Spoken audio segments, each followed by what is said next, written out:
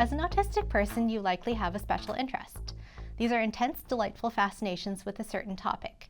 You might engage in info dumping, which is having so much excitement about the subject that you want everyone to hear all about it.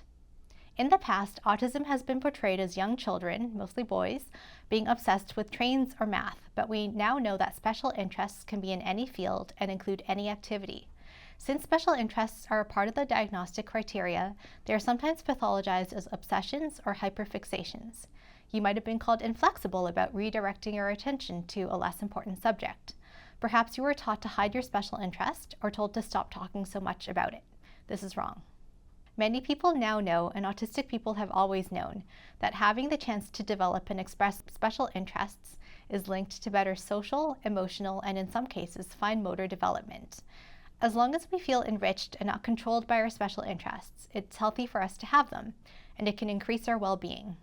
The reason I bring up special interests is because these can be a great strength as you're thinking about your future and post-secondary options.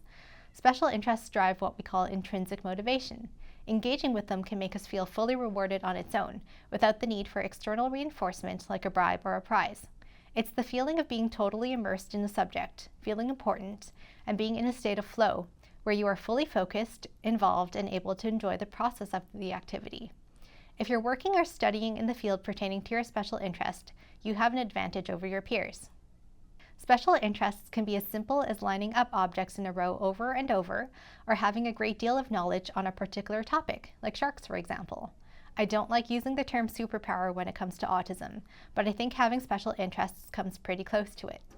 We're able to hyper-focus for hours at a time, dive deep into studying the subject, understand complex concepts, and remember details about our interests to a much greater ability than our non-autistic peers. Many autistic adults have developed careers from their special interests, as musicians, as librarians, as tattoo artists, as train conductors, as paleontologists, just to name a few. It's also okay to have a variety of special interests that change over time. Many autistic adults have multiple careers in their lifetimes based on what interests them in the moment. The importance is that it is something you enjoy and have access to. Take a moment to think about your special interests.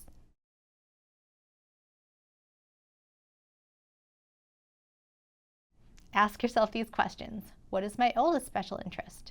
What is my most recent special interest? Who shares my special interest? What is something positive that my special interest has brought into my life? Autistic strengths. While being autistic can be draining, there are a number of unique strengths we can bring into the spaces we enter, including workplaces. The autistic community is diverse, so one autistic person's strength might not be relatable to another person's autistic experience at all. I'm going to list some strengths, but they're not meant to be a checklist of abilities that all autistic people possess. They're just some positive and unique aspects of our neurotype that we can hold on to as we journey into new spaces and experiences. Here are some possible strengths. Having special interests that we are passionate about, memorizing and learning information quickly, having a good long-term memory, monotropism and the ability to hyper-focus on tasks that interest us, recognizing, observing, and identifying patterns, and recognizing when something falls outside of a pattern, noticing details that other people might miss.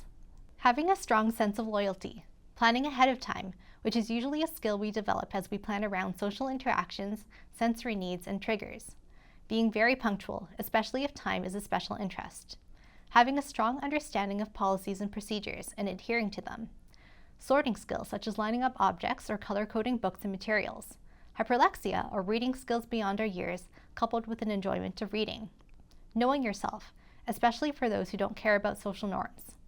Being honest and not afraid to speak the truth. Having a strong love for nature and a special connection with animals. Having a strong sense of justice and being willing to stand up for your beliefs.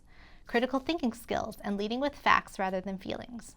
Bonding and communicating with other autistic people. Alternate problem-solving skills.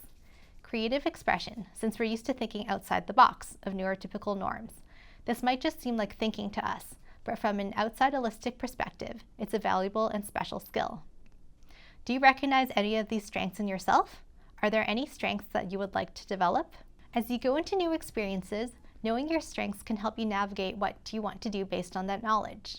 When we're able to use our strengths at work, we're more likely to be successful and happy in the role. It can also help when you come across tricky situations at work. Remember and focus on what you are good at while being open to learning things that you might not be so good at yet.